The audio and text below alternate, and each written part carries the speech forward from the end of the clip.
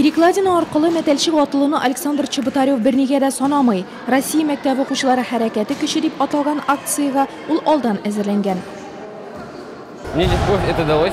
Бу күнекмәләр миңа җиңел бирелде. Мин футбол уйныйм, 1 ел турнирда шөгыльләндем, 41 балл җыйдым, күтәрелеп металчык атылдым, бер кулда тартылдым. Бөтен Россия акцияда ил буенча хәрәкәткә кушылган барлык пилот мәктәпләр катнаша. 8 яшьтән узган малайлардан башлап 11-нче сыйныфларга кадәр көч күнекмәләре ясый. Буын бертергә безнең кирәк инде аякларына бикләп тартылу, перехват, рывок белән тартылу кирәк, аякларына подносить итеп турникка тартылу кирәк, разгиб белән көч белән тартылу, угол куеп тартылу кирәк инде, выход бер кул белән, 2 кул белән выход. Переворот кирәк инде, подъем переворот әйләнергә кирәк турник аркылы. И бер кулда тартылу кирәк. Бөтен бала бөтенсен ясап бетерә алмый инде аның, конечно, да бит. Но нәрсәсе шат безнең бит.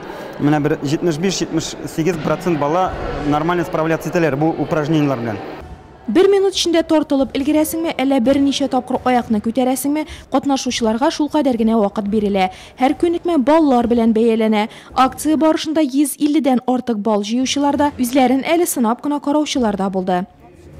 Бу заданиялар бик авырлар, штопаларны ясарга надо упорно тренироваться. Икенче елда мин беренче урын алармын. Мин әйдә буду упорно тренироваться. Икенче мәктәп укучыларының никадәр гомуми балл җыйганнарын һәм иң яхшы нәтиҗә күрсәткән укучының исемен Россия мәктәп укучылары хәрәкәте рәсми сайтында белеп булачак.